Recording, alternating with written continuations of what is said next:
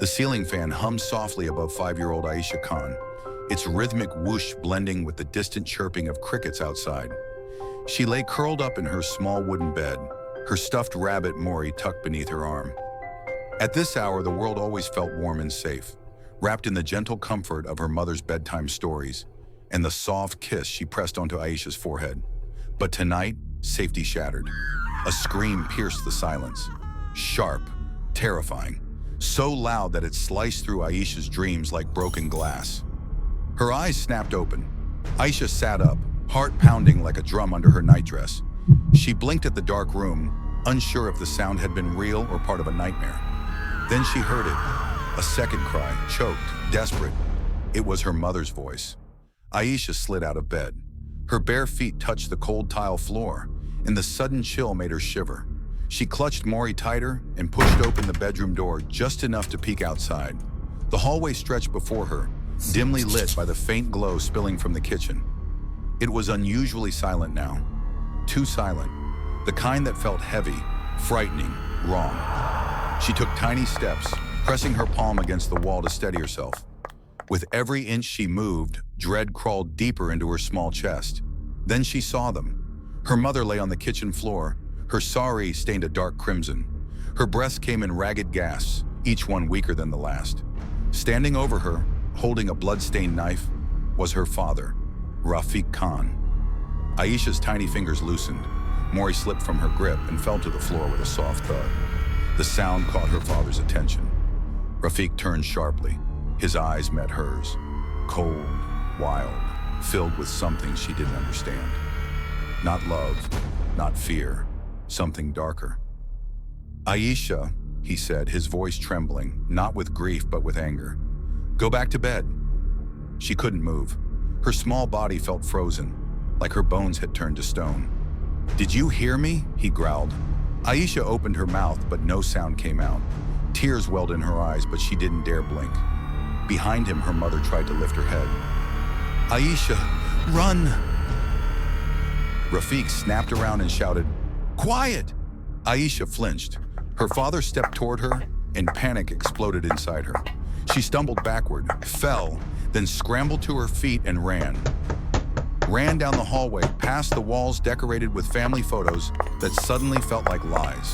She shut her bedroom door and pressed her back against it, her small chest heaving. She covered her ears with both hands, but she could still hear the sounds. Her mother's last cry, her father's hurried footsteps, the slam of the front door as he fled into the night, and then silence. The kind of silence that doesn't fade, the kind that grows, the kind that follows you for years. Aisha stayed there until the neighbors, hearing the commotion, broke into the house and found her trembling. They lifted her into their arms, but she didn't respond. Her world had ended, and she was only 5 years old. The years that followed blurred together like rain against a fogged window. Aisha grew, but the night of the murder grew with her, a shadow stitched into her bones. At the age of 5, she learned fear. At 6, she learned silence. By 10, she learned to stop crying altogether. But the memory never stopped watching her. 16 years later, Aisha Khan was 21, and already one of the youngest recruits ever accepted into the police academy. People called her disciplined, focused, sharp, but nobody knew the truth. She wasn't driven by ambition, she was hunting a ghost. The file rain lashed against the windows of the training center as Aisha sat alone in the archives room, the dim lamp casting shadows that flickered like restless spirits. She had waited years for this moment, the clearance to view cold case files. Her hands trembled slightly as she typed in the case number burned into her soul. Case number 1142.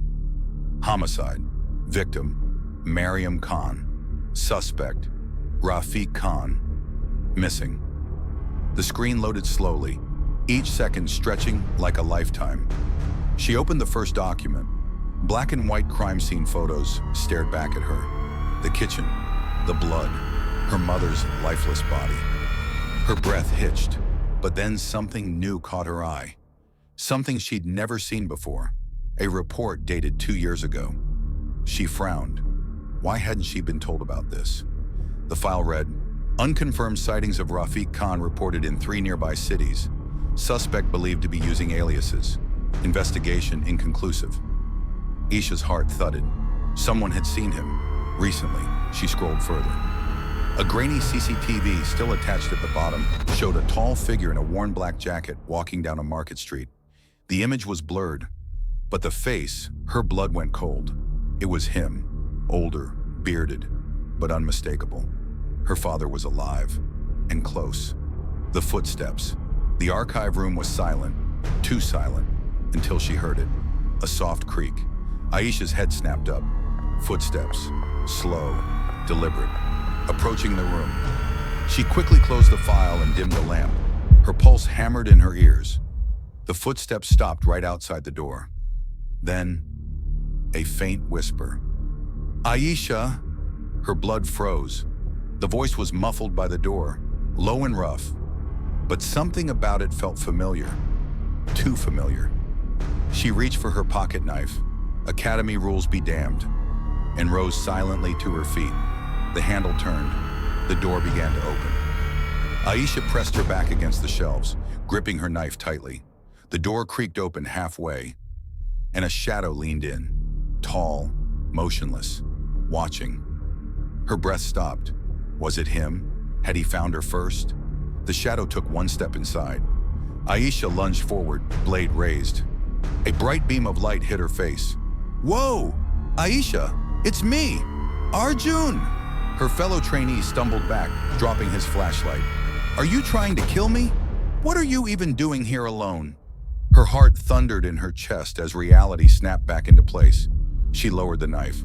"Don't sneak up on people like that," she said, her voice colder than she intended. He raised an eyebrow. "I knocked." "You didn't answer." Aisha swallowed hard. "I didn't hear it." Arjun looked at her with concern, but she brushed past him, her mind already racing. Because even after the scare, even after she calmed herself, something still felt wrong. Something was off about the shadows in the hallway. Something had moved behind Arjun. Something he didn't notice. A blurred figure, gone in a blink, like a ghost slipping through the cracks. Aisha felt the hair on the back of her neck rise. Her father was out there somewhere, and for the first time in years, she felt like he was closer than ever, watching, waiting, almost following her. The next morning came with a sky heavy with dark clouds, as if the world itself sensed what was coming. Aisha hadn't slept.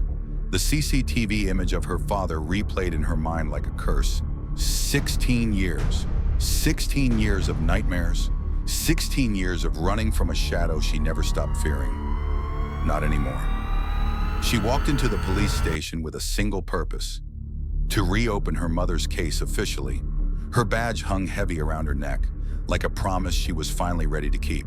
But before she could reach her desk, Inspector Rao stopped her. "Aisha," he said quietly, sliding a folder onto the table. "There's been an incident." She opened it. A robbery at an abandoned warehouse on the outskirts of the city. Witnesses reported a man matching Rafiq Khan's description fleeing the scene. Aisha's breath stopped. Her father wasn't just alive. He was here. The warehouse. The warehouse stood like a dead giant. Tall, rusted, windows cracked like broken eyes. Rain hit the metal roof in sharp, angry bursts as Aisha and two officers approached cautiously. "Are you sure you want to lead this?" Rao asked. Aisha's jaw tightened. "I've waited 16 years. I'm doing this." The officers nodded and moved in position. Aisha pushed the warehouse door open slowly. The hinges screamed in protest. Inside, the air smelled of dust, dampness, and something else. Fear. Her flashlight beam swept across the room. Crates, chains, scattered tools, and then footsteps. Slow, heavy. Aisha's heart slammed against her ribs. A figure stepped from the darkness. Tall, gray-haired, eyes cold as winter. Her father, Rafiq Khan. He looked exactly like the CCTV still, only now he wasn't a blur. He was real. Flesh, blood. The man who stole her mother's life and her childhood. "Aisha," he said, smiling faintly. "You've grown." "Don't," she snapped. "Don't say my name." He chuckled. "All these years, and you still play police, just like your mother wanted." Aisha's grip tightened on her gun. You murdered her. Rafik took a step forward.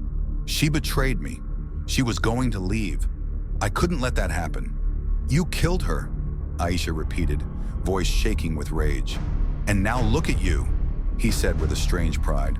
Strong, fearless, because of me. No, Aisha whispered, in spite of you. The attack Rafik moved suddenly, faster than she expected, grabbing a metal rod from the ground. He swung wildly. Aisha dodged, barely missing the blow. The officers rushed forward, but Rafik threw a crate at them, forcing them back. Aisha, Rao shouted, take the shot. But she couldn't. Her hand trembled, not out of fear, but conflict. Rafik noticed. You still hesitate, he sneered. Just like when you watched me kill her. The words sliced her open. Aisha screamed and charged. Their fight was brutal. Metal clashing, bodies slamming against crates, rain pounding as the roof leaked. Rafik hit her across the arm. Pain shot up, but she didn't stop. She grabbed his arm, twisted hard, and he dropped the rod with a sharp clang. He stumbled back, breathing heavily. You can't do it, he taunted, stepping closer.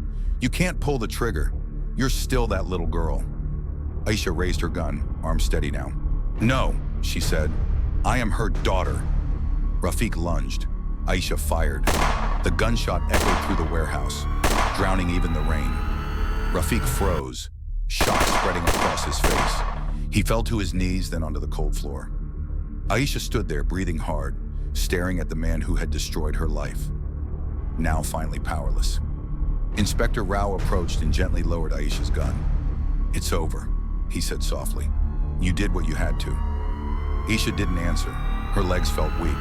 The child inside her, the one who watched her mother die, finally exhaled after 16 years. Peace after the storm. The court ruled it self-defense. Rafik's lifetime of crimes unfolded as investigators dug into his past. Aisha wasn't just free, she was vindicated. Weeks later, she visited her mother's grave under a quiet morning sun. She placed white lilies down and whispered, Ma, I did it. I'm not afraid anymore. A soft breeze brushed her hair, warm and gentle. For the first time in 16 years, Aisha felt peace. The shadow of the past was finally gone, and her life could begin again.